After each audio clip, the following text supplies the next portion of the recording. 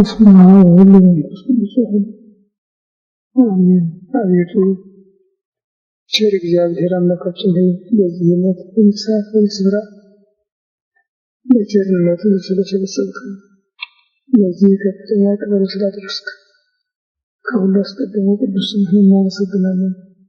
ቸር እግዚአብሔር አምላካችን ሆይ ሁለት ወይም ሶስት ሆናችሁ በስሜ ከተሰበሰባችሁበት እኔም ከዚያ በመካከላችሁ እገኛለሁ ብለሃልና በመካከላችን እንድትገኝልን እናውቀው የሚገባንን የሚጠቅመንን ትምህርት እንድታስተምረን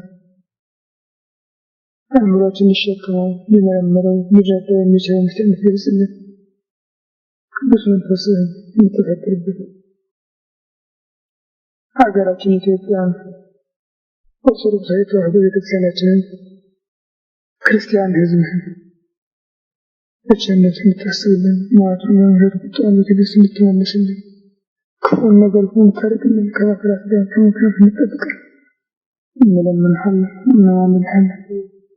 ክብር ምስጋና ለአብ ለወልድ ለመንፈስ ቅዱስ ዛሬም ዘወትርም ለዘላለሙ አሜን። አባታችን በሰማይ የምትኖር ስምህ ይቀደስ፣ መንግሥትህ ትምጣ፣ ፈቃድህ በሰማይ እንደሆነች እንዲሁም በምድር የዕለት ምግባችንን ዛሬ ስጠን፣ በደላችንን ይቅር በለን እኛም የበደሉንን ይቅር እንደምንል። አቤቱ ወደ ፈተና አታግባን፣ ከክፉ ሁሉ አድነን እንጂ መንግሥት ያንተ ናትና ኃይል ምስጋናም ለዘላለሙ አሜን። እመቤታችን ቅድስት ድንግል ማርያም በመልአኩ በቅዱስ ገብርኤል ሰላምታ ሰላም አለሽ። በሐሳብሽ ድንግል ነሽ፣ በሥጋሽም ድንግል ነሽ። አሸናፊ የእግዚአብሔር እናት ሰላምታ ላንቺ ይገባሻል። ከሴቶች ተለይተሽ አንቺ የተባረክሽ ነሽ፣ የማኅፀንሽ ፍሬ ኢየሱስ ክርስቶስ ምስጉን አምላክ ነው። ጸጋን የተሞላሽ ደስ ይበልሽ፣ እግዚአብሔር ከአንቺ ጋር ነውና ከተወደደ ልጅሽ ከጌታችን ከመድኃኒታችን ከኢየሱስ ክርስቶስ ምሕረትን ለምኝልን ኃጢአታችንን ያስተሰርይልን ለዘላለሙ አሜን። ኦ እግዚእ ኢየሱስ ክርስቶስ በከመ በሳህልከ ምሕረትከ ስረይ ኃጢአተየ ወኃጢአተ ኩሉ ሕዝብከ። ጌታ ኢየሱስ ክርስቶስ እንደ ይቅርታ እንደ ቸርነትህ ብዛት የእኔንም የሕዝብህንም ኃጢአት አስተስርይ። በማወቅ ባለማወቅ በማሰብ በመክራት በመናገር የተፈጸመውን ሁሉ ይቅር።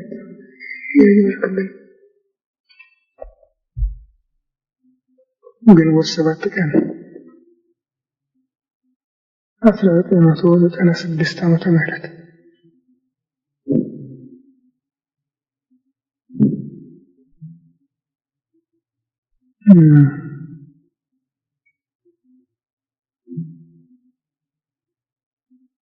ሰባት የሚለውን ቁጥር ስንመለከት በመደበኛ መስመሩ ሳይሆን በተለመደ ቋንቋችን በየወሩ 7 ቀን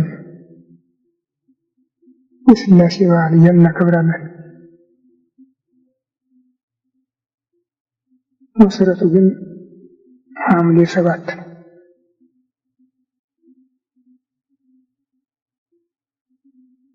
ሐምሌ 7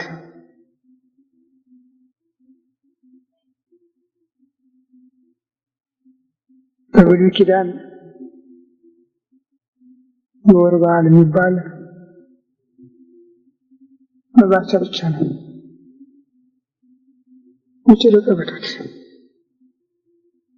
ዛሬ እስላሞች የጨረቃ በዓላት የሚሉት የብሉይ ኪዳን አቆጣጠር የጨረቃን በዓል የተከተለ ስለነበረ ያ የመባቻ ቀን በየወሩ ታስብ ነበር። በአዲስ ኪዳን ግን የዓመት በዓላት ነው ያሉት። አንዳንድ ሰዎች በራሳቸው ፈቃድ በሰዓት ያደርጋሉ እና ያንንም በየወሩ እናከብራለን ብለው ቃል ይገባሉ። በዚህ መሰረት ቁርባን ልምድ እየሆነ መጣ እንጂ በቤተ ክርስቲያን ያለው የዓመት ነው። እንደገና አሁንም ከአፄ ዘርዓ ያዕቆብ ዘመን ወዲህ በየወሩ የጌታችን በዓል የዕለተ ዕረፍቱ መታሰቢያ የጌታም የልደቱ በዓል እንዲከበር ተለምዷል። እንዲያውም የጌታ የልደቱ በዓል ስም ወደ መሆን ደርሷል። በዓለ እግዚአብሔር እየተባለ ስም ወደ መሆን ነው የደረሰው። በዓለ እግዚአብሔር ማለት ስም አይደለም፣ የእግዚአብሔር በዓል ነው። የቀኑ ስም ነው የዕለቱ። ዛሬ የእግዚአብሔር በዓል ነው። ዛቲ ዕለት በዓለ እግዚአብሔር፣ ይህች ዕለት የእግዚአብሔር በዓል ናት። ዛቲ ዕለት እንተ ገብረ እግዚአብሔር የተፈሳን ታስባኪ፣ ይህች ዕለት ደስ የምንሰኝባት እግዚአብሔር የፈጠራት ቀን ናት። ይሄ ነው እና የልደቱን በዓል ለማስታወስ በዓለ እግዚአብሔር ብለው ጠርተውታል። ይኸውም እንደው አይደለም በጎን ተጥሎ በጨርቅ ተጠቅልሎ በነበረበት በዚያ ጊዜ በዚያ ሰዓት በዚያ ቀን መላእክት ስብሐት ለእግዚአብሔር በሰማያት ወሰላም በምድር ስምረቱ ለሰብእ፣ በሰማይ ለእግዚአብሔር ምስጋና በምድር ሰላም ፍቅሩ ለሰው ልጆች ሆነ ብለው ስለዘመሩ የእግዚአብሔር በዓል መሆኑ ታወጀ። በዚህ ምክንያት ነው በዓለ እግዚአብሔር የሚባለው። ዛሬ ግን ህዝቡ ኢየሱስና በዓለ እግዚአብሔር ብሎ ሁለቱንም የተለያየ ስም አድርጎ ነው የሚጠራ። ይህ ታዲያ ከካህናት ትምህርት ጉድለት ነው። ቅድም መጥተው የነበሩትን እናት አንስተውት ነበር። አንድ ሴት መልካ ኢየሱስ ጸልዩ ነበር አሉ እና አንዱ ደግሞ ምን አላቸው? ይሄ የኢየሱስ ዕለት ነው እንጂ የበዓለ እግዚአብሔር አይደገምም አለኝ። እስከ ይድረስ ነው። አሁን ላይ አስካሳ የሰሩትን ኢየሱስ ይላሉ፣ የኢየሱስ ቤተክርስቲያን። 4 ኪሎ ያለውን ግን የበዓለ እግዚአብሔር ቤተክርስቲያን የሚባል ይሄ ልምዱ ራሱ ትምህርቱን እንዳጠፋው ነው የምናየው። በዓለ እግዚአብሔር ማለት የእግዚአብሔር በዓል ማለት ነው። ጽንሰቱም በዓለ እግዚአብሔር ነው፣ ልደቱም በዓለ እግዚአብሔር ነው፣ ጥምቀቱም በዓለ እግዚአብሔር ነው፣ ትንሣኤውም ስቅለቱም ሞቱም ትንሣኤውም በዓለ እግዚአብሔር ነው።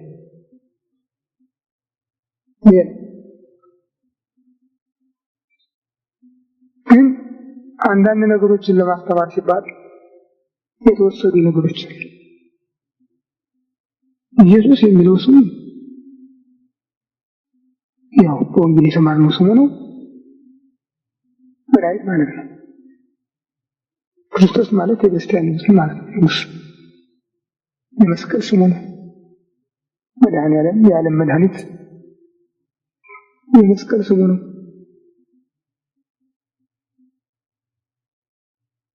ዛሬ ግን ስቅለትና መድኃኒዓለምን ለይቶ የሚያውቅ የለም። ሰሙነ ሕማማትና መድኃኒዓለምን ለይቶ የሚያውቅ የለም። ያው መሆኑንም የሚያውቅ የለም። እንዲህ ያለ ችግር ነው ያለ። ታዲያ ከዚህ የባሰ ደግሞ ዞሮ ዞሮ ስሜው ያው ለሱ ነው ማንኛው ነገር ሊደረግ የለም። ከዚህ የባሰው ግን ለማኞች የፈጠሩት አጀንዳ አለ። ለአንድ ልደታ በሁለት ታዲዮስ ነው፣ በሶስት ባታ፣ በአራት ዮሐንስ፣ በአምስት አቦ ብለው የፈጠሩት አጀንዳ አለና ዛሬ ኮሚኒስቶች ምን ብለው ይከሱናል? አመት ሙሉ ስራ እንዳይሰራ እንቅፋት ወይ ቤተክርስቲያን ናት እና ጎጅ ባህል ነው ብሎ ሰረዙት። ጎጅ ባህል የሚል ቋንቋ አወጡለት። ቅዳሜና እሑድ ይኸው ፍርድ ቤት ተከፈተ። ሙሉ አዋጅ ሊሆን ነው ማለት ነው። ደርግ እንኳን እሑድን አልነካም። አሁኑ ደግሞ ጨርሶ ጎጅ ባህል በሚለው ጠርጎ እየጣለው ነው እና ዛሬ እንግዲህ ግንቦት 7 ቀን ስላሴ ነው ማለት ቀኑ ግን ሐምሌ 7 ነው። የዚያ መታሰቢያ ነው እንኳን አንልም። ሙሉ በሙሉ ነው የምንናገረው። እንግዲህ ስናገር ደግሞ እንደ ነቃት ያድርገው ትቆጡን ትችላላችሁ። ትምህርቱን ነው ማስተማር ነው። እንደውም ወደዚህ የገባሁኝ ይህንን ለማስተማር ፈልጌ ነው። ምስጢረ ሥላሴ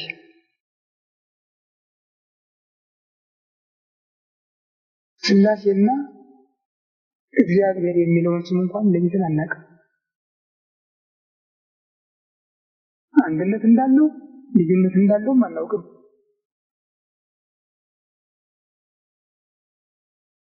ገብረ ሥላሴ መባልና ገብረ እግዚአብሔር መባል አንድ መሆኑንም አናውቅም።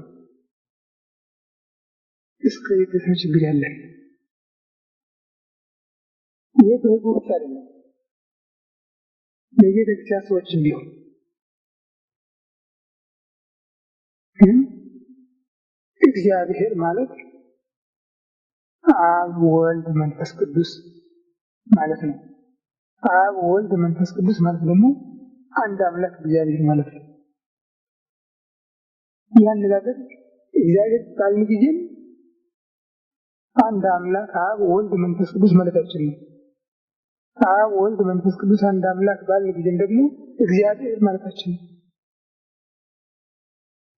ሊቁ ጎርጎርዮስ ወአንተ ሶበይቤ እግዚአብሔር እብል በእንተ አብ ወልድ መንፈስ ቅዱስ እግዚአብሔር ብዬ በምናገርበት ጊዜ ይህን ስም በምጠራበት ጊዜ ስለ አብ ስለ ወልድ ስለ መንፈስ ቅዱስ መናገሬ ነው።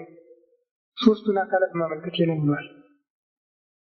ሶስቱን አካላት በአንድ መለኮት አንድ እግዚአብሔር ብለን እንጠራለን። አንዱን አምላክ ደግሞ በሶስት አካላት አብ ወልድ መንፈስ ቅዱስ ብለን እንጠራለን። ሥላሴ ማለት ሶስትነት ነው። ሶስትነት ነው። ስም አልነበረም፣ ግን ከጊዜ በኋላ ስም ሆነ፣ ተለመደ እና ሥላሴ ሥላሴ እያለ ይጠራል። ጥሩ በዚህ ቢቆም ጥሩ ሥላሶች እንላለን። ደግሞ እንደገና ሥላሶች ማለት ደግሞ የሶስት ማለት ነው። ሶስት ጊዜ ሶስት። ይሄ ደግሞ አያስኬድም፣ ዘጠኝ መለኮትን ያመጣል። የአማርኛው ብዢ ሥላሶች ሶስቱ ሥላሴ ስንል ሶስት ጊዜ ሶስት ይመጣል። በግዕዝ ቋንቋ ሥላሴ ማለት ሶስትነት ማለት ነው። ሶስትነት ማለት ነው። በአስራው መጽሐፍም በተወሰኑ ቃላት ብቻ ላይ የሚገኘው ይህ በሲኖዶስ በስመ አብ ወወልድ ወመንፈስ ቅዱስ አሐዱ አምላክ ዘላለም ሥላሴ አንድ አምላክ በሚሆን በአብ በወልድ በመንፈስ ቅዱስ ስም በማተምና ዘላለም ሥላሴ ዘላለም ሶስት ስቡሕ ወውዱስ ዘሳረረ ኩሎ ዓለም በአሐቲ ቃል በአንድ ቃል ማለት ይሁን በማለት ብቻ ዓለምን የፈጠረ ክቡር ምስጉን ዘላለም ሶስት ይሄን ሲሉስ ያለ አሁንም በመጽሐፈ ኪዳን አዲን አቀር ለከዘን ታቆጀ ዘላለም ሥላሴ ለዓለም ሶስት ይሁን ከአምላክ ይህም ክብር ምስጋና ለአንተ እናቀርባለን። ዘበስላሴ ተአምርታ ለምድር ሶስትነት ስልጣን ሶስት አካል ነው አንድ መለኮት በመሆኑ ዓለምን የፈጠርክ ይላል እና ኢየሱስም ባለበት ጸንቶ ከሚኖር በስተቀር አይበዛም። አንዳንድ ጊዜ የሊቃውንት መጻሕፍት ቅድስት ሥላሴ ይሄ ሊቃውንት አነጋገር ነው። ቅድስት ሥላሴ የተለየ ሶስትነት ማለት ነው። የተለየ ሶስትነት ማለት ነው ሁለት በመሃል የማይገባባት አራት የማይከተላት አንድ ሶስት አንድ ሆነ የምትኖር ማለት ነው። አንድ ብሎ ሁለት አይባልባትም። ሶስት ብሎ ደግሞ አራት አይባልባትም። አንድ ሶስት አንድ የተለየ ሶስትነት የምን ሊቃውንት አሐዱ አምላክ በቅድስት ሥላሴ በተለየ ሶስትነት አንድ አምላክ በሚሆን ነው ጽውታል። ትምህርቱ የቤተክርስቲያን እምነት የማይቃረን ስለሆነ ቤተክርስቲያንን ተቀብላ አድርገዋለች።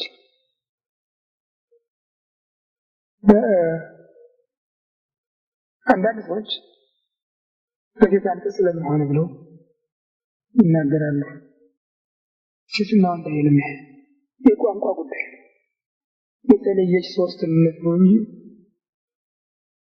የለም። በወንድ አንቀጽም ስሉስ ቅዱስ ልዩ ሶስት ብሎ ይገኛል። ስሉስ ቅዱስ ስሉስ ቅዱስ ስሉስ ዘይትነገር የማይመረመር ልዩ ሶስት ይላል። አሁንም ልዩ ሶስት ሲል ቅድም እንዳልኳችሁ ሁለት በመካከሉ የሌለበት አራት የማይከተለው ቁጥር ማለት ነው። ልዩ ቁጥር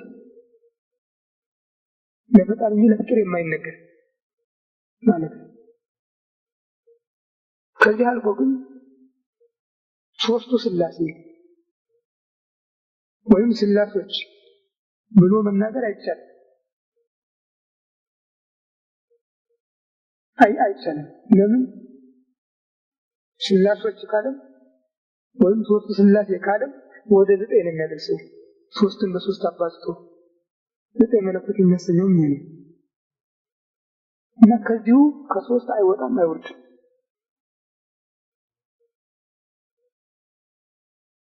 በቅዱሳት መጻሕፍት አጭር ስፍራ እግዚአብሔር በሚለው ስም ካልሆነ በስተቀር ይህንን ነገር በሰፊው ማጥናት አይቻልም። እግዚአብሔር በሚለው ስም ብቻ ነው የሚጠራ። እኔ አነ እግዚአብሔር እኔ እግዚአብሔር ነኝ። ለይኩን ብርሃን ይሁን አለ ወይኔ እግዚአብሔር ለይኩን ብርሃን እግዚአብሔር ብርሃን ይሁን አለ። ይህን ሲናገር አሁን አብ ወልድ መንፈስ ቅዱስ ማለት ነው። አብ ወልድ መንፈስ ቅዱስ ብርሃን ይሁን አለ ማለት ነው። ከዚህ ጊዜ ጀምሮ እንግዲህ እግዚአብሔር እንዲህ አለ ይላል። ግን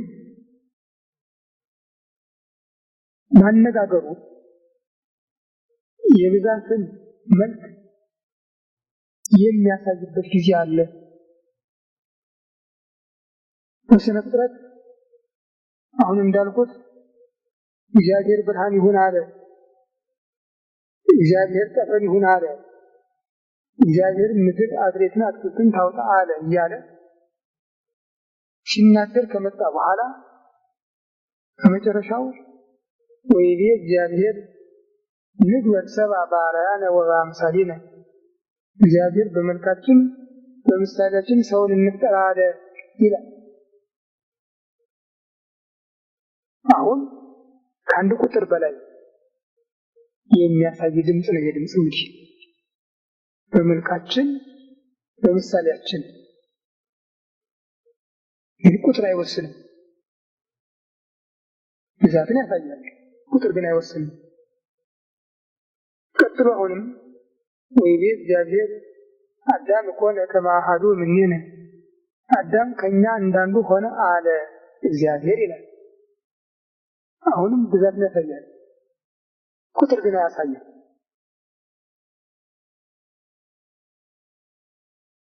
በዚህ አይነት ድምፅ እስከ አብርሃም ዘመን ቆይቷል። በአብርሃም ዘመን ግን ቁጥር የሚያሳይ ልዩ ምልክት መጣ። ሙሴ እግዚአብሔር ለአብርሃም በመምሪያ አጸድ ተገለጠለት ይላል። ተገለጠለት ነው የሚል ዓይኑን ባነሳ ጊዜ እነሆ 3 ሰዎች አየ። ሮጦ ሄዶ ሰገደላቸውና አቤቱ በፊትህ ሞገስ አግኝቼ እንደሆነ ወደ ቤት ገብታችሁ ከጥላ አርፋችሁ እህል ውሃ ቀምሳችሁ ወደ አሰባችሁ ትሄዳላችሁ አላቸው ነው። ይህ አነጋገር የሞኝነት አነጋገር ሊመስል ይችላል። በተራ አስተሳሰቡ ካየ ነው። ጠለቅ ብለን ስናየው ግን ምስጢረ ሥላሴን ነው የሚያስተምረን። አንድነትን ሳይለቅ ሶስትነትን ሳይለቅ አንድነትን ነው የሚያሳይ። እግዚአብሔር ለአብርሃም በመምሪያ አጸድ ተገለጠለት።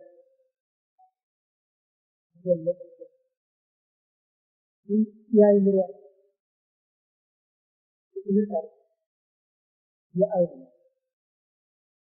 እና ዓይኖቹን ባነሳ ጊዜ ያለ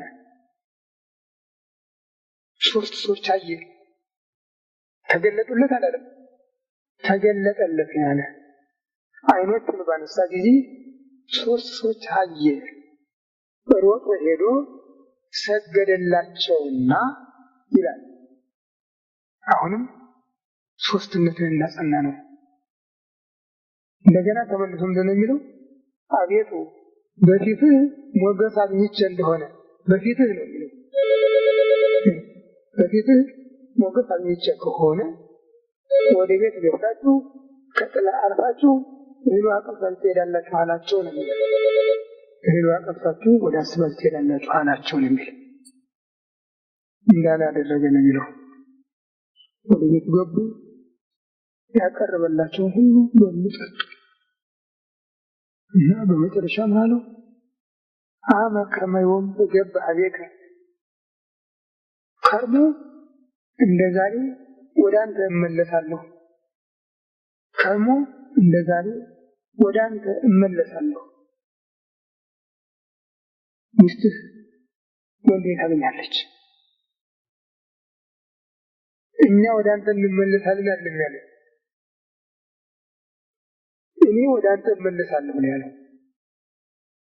አሁንም አንድነቱን ሶስትነትን እንደጠበቀ ነው ያለው። እኔ በሚለው ቃልም እሱ በሚለው ቃልም ይናገርበታል። ግን ያው በአካል 3 በመለኮት አንድ የሆነው አምላክ ነው ይህን ስራ የሚሰራው። ምናልባትም ይህን መለሳለሁ ያለው ወልድ ነው ብለን እናስብ ይሆናል። አይደለም። የሶስቱም ሐሳብ የሶስቱ ፈቃድ አንድ ስለሆነ በአንድ ፈቃድ በአንድ ቃል የተነገረ ነው።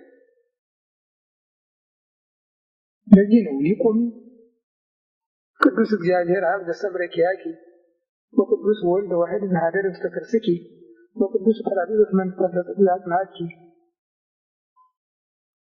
የልጁ እናት እንድትሆኚ የመረጠሽ እግዚአብሔር አብ ቅዱስ ነው፣ በማኅፀንሽ ያደረ እግዚአብሔር ወልድም ቅዱስ ነው፣ ያጸናሽ እግዚአብሔር መንፈስ ቅዱስም ቅዱስ ነው ብሎ ሶስቱንም በአንድ ግብር አጠቃሎ ያቀረበ በዚህ ምክንያት ነው። ታዲያ ይህ ሁኔታ መቼ የተፈጸመው ብንል ሐምሌ 7 ቀን ነው። ሐምሌ 7 ቀን ነው ለአብርሃም የተገለጸበት። ይህንን ተቀብላ ቤተክርስቲያን እግዚአብሔር በአካል 3 በባህሪ በመለኮት አንድ ብላ ታስተምራለች። ኋላም ጌታ በመጣ ጊዜ በዕለተ ጥምቀት አንድነት ከሦስትነት ሦስትነት ከአንድነት ምስጢረ ሥላሴ ተገለጸ። ከአብርሃም በተለየ በአብርሃም ጊዜ ከተደረገው የተለየ እዚያ 3 ሰዎች አየ ብሎ ሰው በተፈጠረበት በአምሳሉ በመልኩ ነበር እንደተገለጠ ያየነው። እዚህ ግን ጌታ ተጠምቆ ወጥቶ በሚጸልይበት ጊዜ ሰማይ ተከፈተ፣ መንፈስ ቅዱስ በርግብ አምሳል ወርዶ በራሱ ላይ አረፈ። ከሰማይም የምወደው ልጄ ይህ ነውና እሱን ስሙት የሚል ቃል መጣ ብሎ ከዓይን አስተያየት ወደ ሕሊና አስተያየት ከግዙፉ ወደ ረቂቁ የሚስብ ታላቅ ኃይል ተገልጾበታል በደብረ ታቦር ምንጩ። ይሁን እንጂ አሁንም ይህ ምስጢር ከሰዎች አእምሮ የረቀቀ ሆኖ ነው የቆየው። ጌታ ደጋግሞ ባስተማረበት ጊዜ ሁሉ ምንም ደጋግሞ አባቴ ላከኝ እያለ ቢያስተምራቸውም ይህን ያህል በሰፊ አልታነጹበትም ነበር እና በመጨረሻ ጊዜም ሐዋርያው ፊልጶስ አባቴ አባቴ እያለ ሲናገር ሰምቶ እባክህ እንግዲያው አንድ ቀን እንኳን አብን አሳየንና ይበቃና ብሎት ነበር። ምንድን ያለው እሱ ፊልጶስ ይህን ያህል ቀን አብሬ ነበርኩ፣ አብሬያት ቆይቻለሁ፣ እንዴት አብን አሳየን ትለኛለህ? እኔን ያየ አብን አየ፣ እኔን ያየ አብን አየ። ይህ እኔ የምነግራችሁ ነገርም እኮ እኔ ከራሴ አንቅቼ የምነግራችሁ አይደለም፣ በይህ ህልውና ያለ አብ ነው የሚናገረው ብሎ አብ በሱ እንደሚናገር እንደሚያነጋግራቸው ገልጾ ትምህርት ሰጥቶበታል። እንግዲህ ይህንን ስናይ እኔ የሚለው ቋንቋ አብንም ወልድንም መንፈስ ቅዱስንም ይህን ሊያስተባብር ነው ማለት ነው።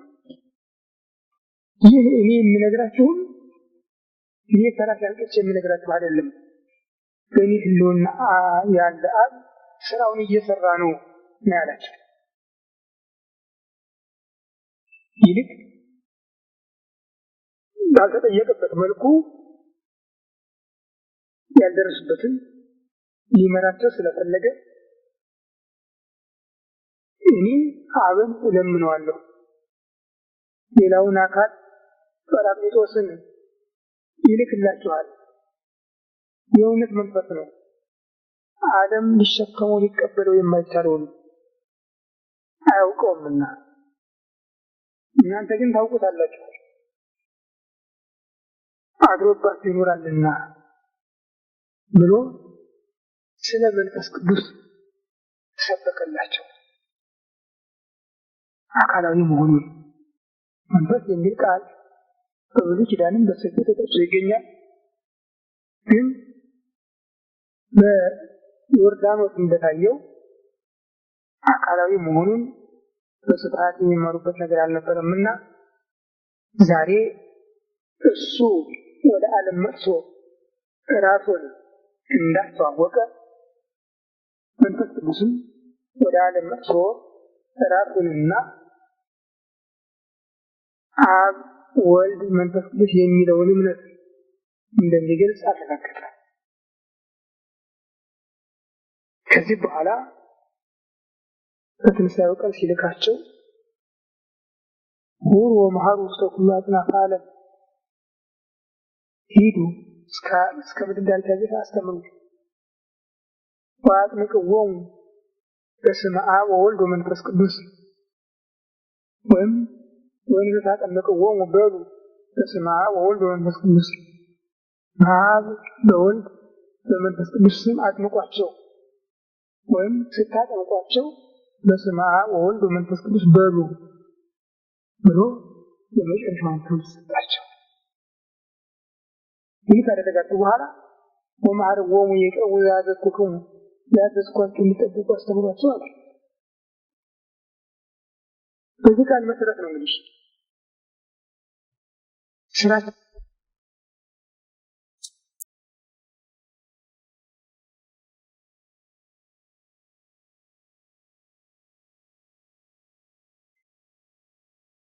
በዚህ ቃል መሰረት ነው እንግዲህ ስራችንን ስንጀምር በስመ አብ ወወልድ ወመንፈስ ቅዱስ ብለን የምንባርክ ራሳችንን አትገጽ በስመ አብ ወወልድ ወመንፈስ ቅዱስ አትገጽ በስመ ሥላሴ ብለን በመስቀል ምልክት በሥላሴ ስም ራሳችንን የምንባርክ በሉ በስመ አብ ወወልድ ወመንፈስ ቅዱስ ያለውን ተቀብለን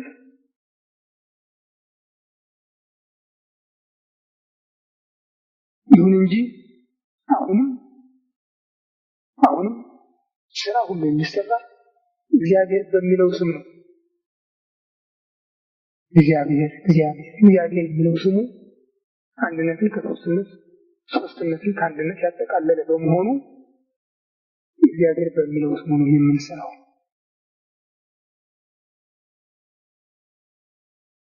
ታዲያ የክርስትና ትምህርት ጥልቅና ረቂቅ ስለሆነ በቃል በመናገር ብቻ ሊከናወን የሚችል ነገር አይደለም። ለዚህ ነው ጌታ ወመጽወው መንፈሰ ጽድቅ ይመርሐክሙ ሀበ ኩሉ ጽድቅ ያ የእውነት መንፈስ በመጣ ጊዜ ወደ እውነት ሁሉ ይመራችኋል፣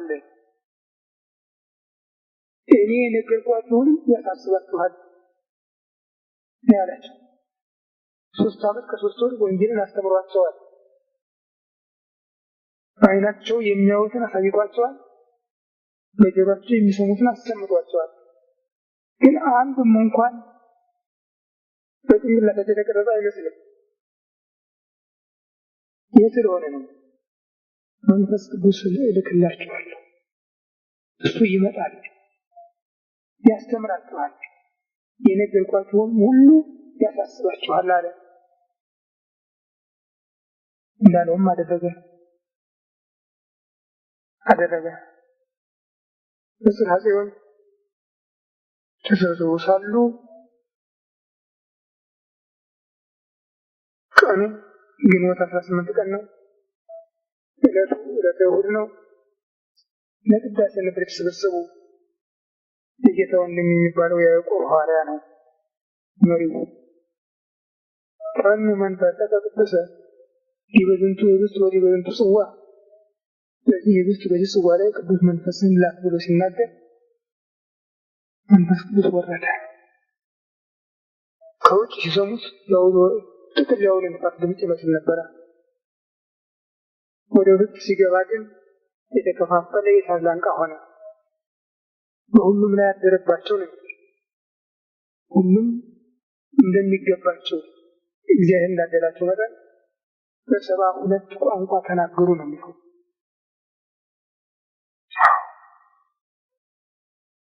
ቤተሰቦች በሙሉ አንድ እሳት ተቀበሉ፣ አንድ እሳት ጽዋ ጠጡ። የዓለምን ቋንቋ በአንድ ጊዜ አወቁ። ቋንቋው ብቻ አይደለም፣ አሁን ባለቤት እንደተናገረ ያልተማሩትን የምስጢረ ሥላሴን ርቀትም ጠንቅቀው ለማወቅ ቻሉ። ጌታ የነገራቸውንም ለማሰብ ለማስተዋል በቁ። በዚህ ነው ደጋግሞ የሰው ልጅ እያለ ራሱን ሲጠራ የነበረውን መምህራቸውን ጌታችን አምላካችን ብለው ለማመን የበቁ፣ በእርግጥም የእግዚአብሔር ልጅ ነው ብለው ለማመን የበቁ መንፈስ ቅዱስን ከተቀበሉ በኋላ ነው።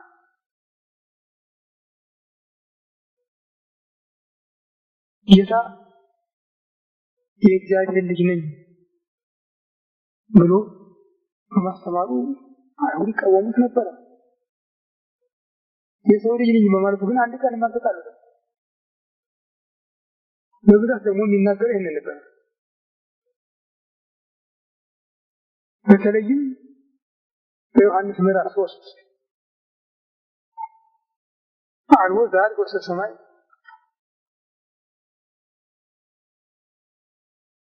ገነነ ወረደ ሰማይ ወልደ እጓለ እመሕያው፣ ወደ ሰማይ ይወጣ የለም ከሰማይ ከወረደው ከሰው ልጅ በቀር ዘውት የነበረ በየማነ እግዚአብሔር፣ እሱም በእግዚአብሔር ሪና በእግዚአብሔር ቀኝ ያለው ነው ብሎ ከተናገረ በኋላ ሙሴ በምድረ በዳ እባብ እንደሰቀለ እንዲሁ ደግሞ የሰው ልጅ ይሰቀላል ያመነበት ሁሉ ይድን ዘንድ እግዚአብሔር ልጁን ዓለምን ያድነው እንጂ በዓለም ሊፈርድበት አላከውምና ብሎ የሰው ልጅ ያለውን ልጁ ብሎ ገለጠው። ከዚህ በኋላ ይህም የማያምን ቢኖር ይፈረድበታል፣ በአንዱ በእግዚአብሔር ልጅ ስም አላመነምና ይላል። እንግዲህ ይህንን ቃል አስተውሎ ለመጠቀም፣ ለመቀበል፣ ለመማር፣ ለማስተማር የመንፈስ ቅዱስ ኃይል ካልተጨመረበት ይከብዳል።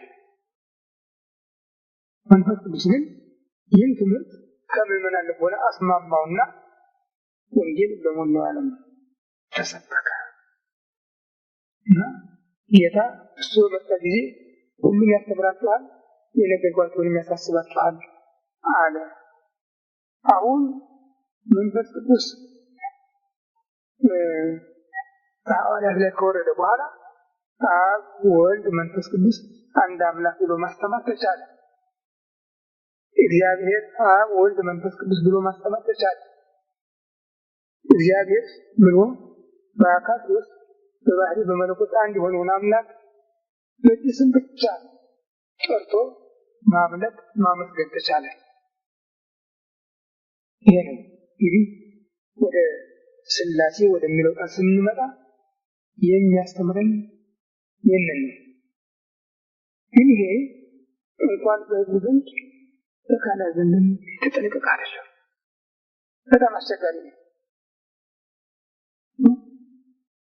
እንዲያውም ከቤተክርስቲያን ከቦታ ቦታ ከቀን የተለየ አድርገው ለማስተማር የሚሞክሩ አሉ። እዚህ ቦታ ያለው ሥላሴ እዚያ ቦታ ያለው ሥላሴ እያሉ እና የሁሉ ችግር ነው፣ የትምህርቱ ችግር ነው የሚያደርገው። አሁን ታዲያ ሐምሌ 7 ቀን በምናከብረው በዓል የወር ልምድ ይዞ ስለመጣ መንግስት ጎጂ ባህል በሚለው ጠቅልሎ ጣለው ሁሉ ነው ያመጡን ይወሩ ቤተክርስቲያን ባትናገር ችግር የለም። በሲኖዶስ ተረስቶ ነበር አሉ። እና ጎጂ ባህል ተብሎ ተስካር ሲቀር በዓላት ሲቀሩ ወርድ ላይ ሲሻር እንዴት ነው ይሄ ይወሰንና ይተላለፍ ተብሎ ሲጠየቅ ፓትርያርኩ አልፈረሙም ማለት ነው። በዚህ ፈንታ ምን የተፈረመው ቀሳውስት ዲያቆናት የኤጲስ አስተማሪዎች እንዲሆኑ በጠቅላላ የኢትዮጵያ ቤተክርስቲያን አገልጋዮች ሁሉ የኤጲስ አስተማሪዎች እንዲሆኑ ተወሰነ። በራዲዮም ተነገረ። ምንድን ነው የሚያስተምሩት? ሰማላቸው በራዲዮ ይህን ተብሎ የሚገለጽ ምስጢር የለም፣ ዝርዝር ነገር የለም። የውስጥ ጉዳይ ከሆነ እንግዲህ ሌላ ነገር አለ ማለት ነው።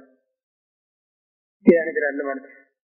ይህም የኮንዶም አሻሻጭ፣ የኮንዶም አጠቃቀም፣ የኮንዶም አገልግሎት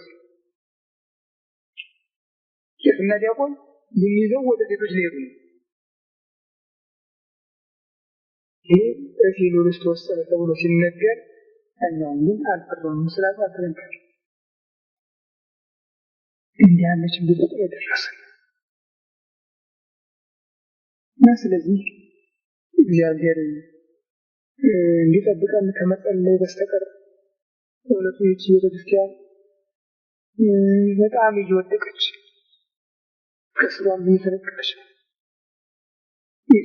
ነው እንዴ እንዳኔ ምን አይነት ህዝቡ ምን አይነት አስተሳሰብ እንዳለው አላውቅም።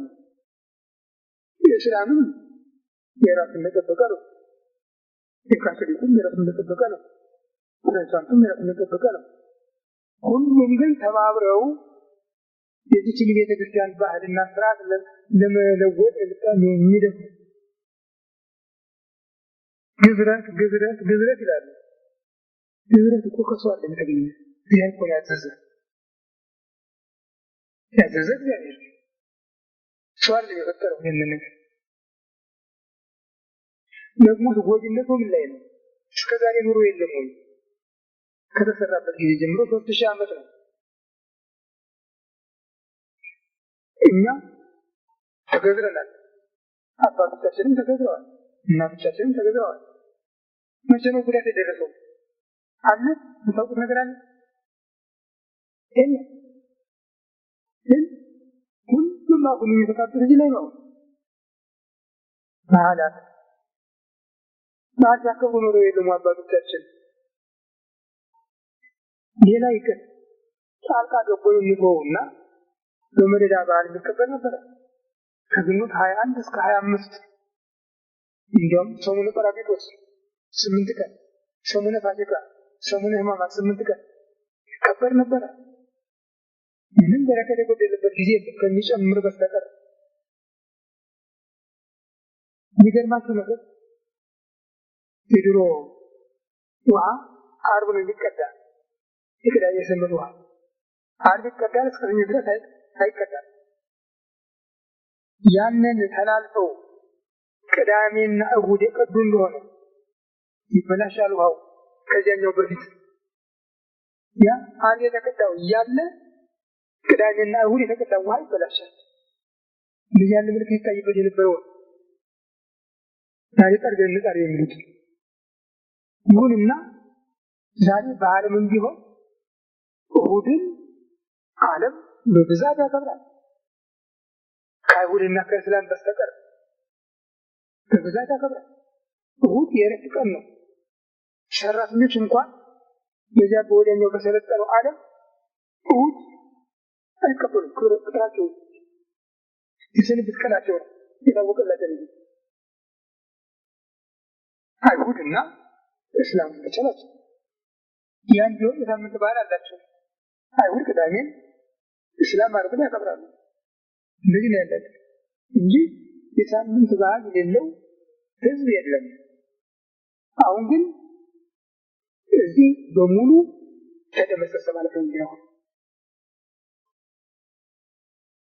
ቀሳውስትና ዲያቆናት ኮሚኒስት የኮሚኒስት አባል የሆኑ ያመጡት በሽታ ስር ሰዶ እየዋለ እያደረ አሁን መንግስታዊ ህግ ያደረገው መንግስታዊ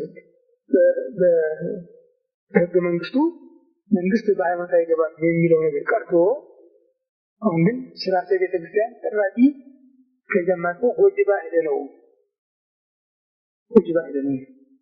ድህነት የመጣ በዓላት በማክበር ምክንያት ነው። ድህነት የመጣ የሙታን መታሰቢያ በማድረግ ምክንያት ነው። እንደውም የድሮ ሰዎች ዝናብ ሲታጣ የአራዊት ተስካር ያወጡ ነበር። ለዚህ የተገደለ አውሬ ይኖራል።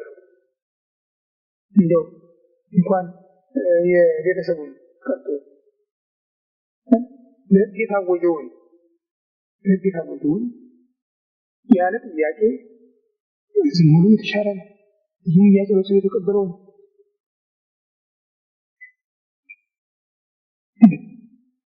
እንደምታውቁት እንደምሰሙት አንድ ሰው ታሞ ሄዶ ራሴን ወገዴን ብሎ ታሞ ሄዶ እዚህ ላይ ሊቆረጥም ሄድስ ነው፣ እዚህ ላይ የሚወጋ ሄድስ ነው የሚል የትኛው ውጤት የለም። ያኛው ቀልጠኛ ሄዶ ስለ ውጋቱ፣ ስለ ቁርጠቱ፣ ስለ ትኩሳቱ ተመርምሮ ይህ በሽታ ይሄ ነው፣ ጨጓራ ነው፣ ኩላሊት ነው ምናምን ነው ተብሎ ይሰጠዋል መድኃኒት። እንደገና ሄዶ ግን ደሙን ይመረመራል። ደሙን ሲመረመር ኤድስ አለብህ ይባላል። ያላመመው ታስቡ። ይሄ ከየት መጣ? ለምን መጣ? በዓል በማክበር ተስካር በማውጣት ይሄ መጣ። ሰው ወደ እግዚአብሔር መመለሱ እየቀረ እግዚአብሔርን እየተጋፋ ነው እና ትልቅ ችግር አለ።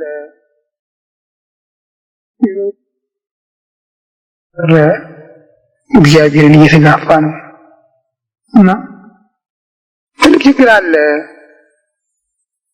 የዘውድ መንግስት የክርስትናውን እምነት ተጋፍቶ ጉልበት ሀብት ለመፈለግ ወደ አረብ ሲጠጋ ቤተክርስቲያንና መንግስት ተለያይተዋል የሚል ህገ መንግስት አወጀ፣ ወደቀ። የደርግ መንግስት ሁሉንም ሲጋፋ ኖሮ በመጨረሻ የአረብን ሰይፍ የተሸለመ የአረብን ተናዛቢ ሰይፍ ወደቀ። አሁንም የገባ ነው ወደ እስላም ክልል ነው። ባለቤቱ ይመጣል። የሚያሳዝነን በመሀሉ የሚደርሰው ጉዳት ነው። ዝሆንና ዝሆን ሲታገሉ የሚደቀው መስኮት ቅጠሉ ነው። ህዝቡ ልቡን አቅንቶ ከእግዚአብሔር ጋር አልሆነም። እምቢ አለ። ቢነግሩት የማይሰማ ሆነ። ከበላዮቹም ከመንፈሳውያኑም ከስጋውያኑም በኩል የሚመራው አላገኘም። ከእግዚአብሔር ጋር የሚያጣላውና የሚያጋጨው እንጂ ከእግዚአብሔር የሚያስማማው አላገኘም። ስለዚህ የደረስንበት ሁሉ ፈተና ነውና ከዚህ ፈተና እግዚአብሔር እንዲያወጣን ሁላችሁም እባካችሁ ጸልዩ። እንጸልይ፣ ተባብረን እንጸልይ። እግዚአብሔር ሁላችንም ከክፉ ነገር እንዲሰውረን ፈቃዱ ይሁንልን።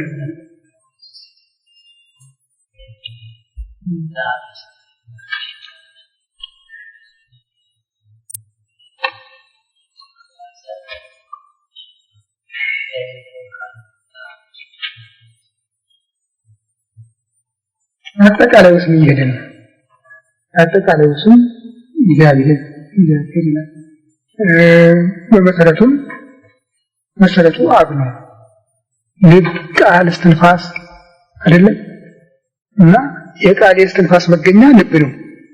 የወልድ የመንፈስ ቅዱስ መገኛ መሰረቱ አብ ነው። ስለዚህ ጸጋው ለእግዚአብሔር አብ ወስጣት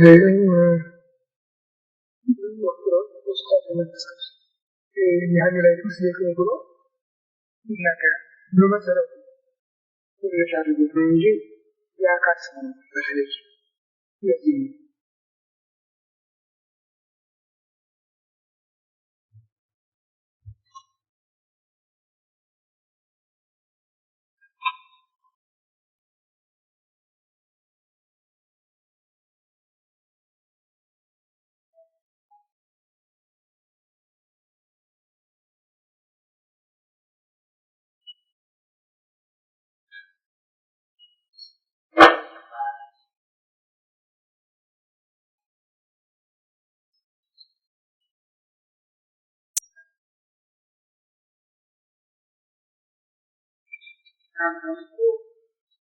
አንድ ይላል እና ያው እግዚአብሔር ከአብርሃም ጋር ይነጋገር ነበር ነው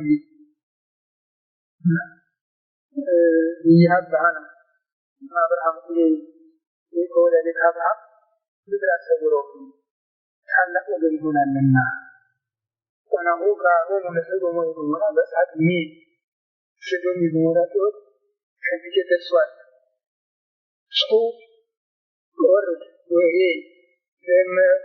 ከመጋሩ ይገብሩ ለደማታቸው እንደሙከራተ ያደርጉት ወርጂ አያቸዋለሁ አለው አብርሃም በጌታ ያለኝን ነገር ተቀበልኛል ተናገራለ በዚያ አገር 50 አርቃት ይኖሩ 50 ሰላም ተወጣጣ ሁላችንም በስ በየራሃዳ ምክንያት 50 አርቃት ነው ይሰራሉ ወደ አባታቱ ይላል አራራ ያከረ አሁን ይመራሉ አሉ 40 ቢሆን ይችላል ይመራሉ አሉ እስከ 10 ድረስ አምስት ዘመን አምስት እና ከዚህ ክርስቲያና አራት ስለነበሩ እዚያ ተሰምጂ የደስ ምክር ያለው ያሉና ያለና ከአብርሃም ጋር ይነጋገር ነበር ከነሱ ተከፍለው በቤኒ ወበቁ የቱ መለክ እና ተከፈለ ሁለት መለክ ማካዲ ሸጎን ደረሱ ይላል ያይላል ተከለቻለ ይህንን ለማማታት የፈለጉ ናቸው ለተከለሰልኝ አይ ማናት መጣኝ ያየነ ሌላ ካነሱ በአምሳሌ የሚለው ደግሞ ነገስታት እንደሆነ መግላቸው አይደለም የሚናገሩ ይልቅ አነጋገሩ ሸባዊ ቋንቋ ነው ግን በግላቸው አይደለም እኛ ወሬ የሚናገሩ እጄ ጨምረው በየት ስንት ስለሚናገሩ እንጂ ብቻቸውን አይደለም ለምሳሌ ዳንዳንድ ጊዜ አባቴ ይሁን ለኩል የሚናገሩ አባታቸው ብለው አባቴ እንጂ ስለሚናገሩ ሲናገሩ አባቴ ይሄው እኛ ቀደም ያንደስ ይላል አነጋገሩ የነገስታቱ ቋንቋ ነው ቁጥር የጨመረ ነው ብሎ ማለት ነው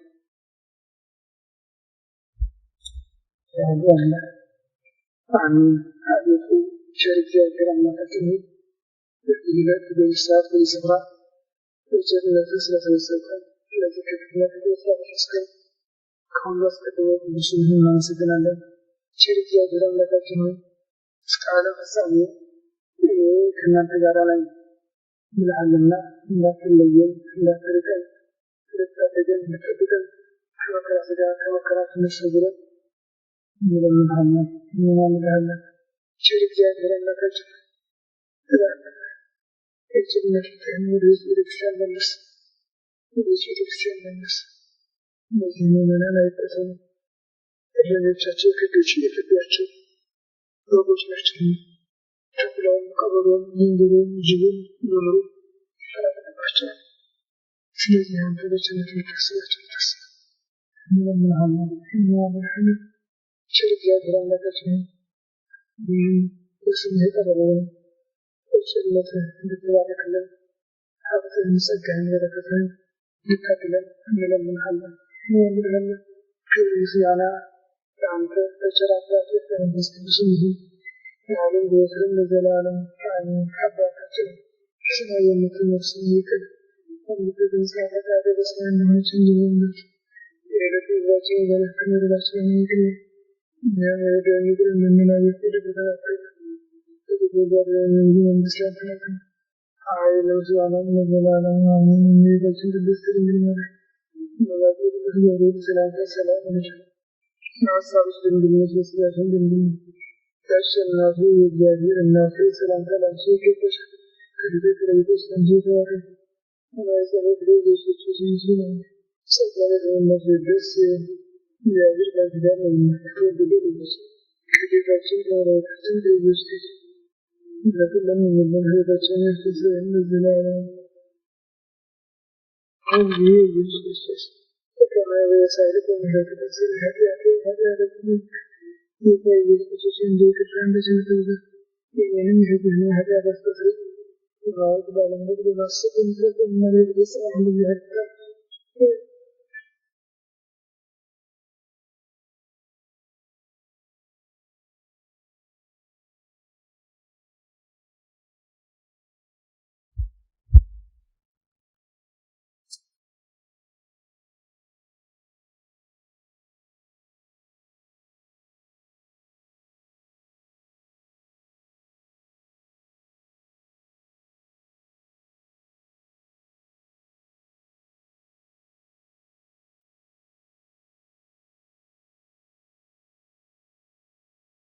I get it.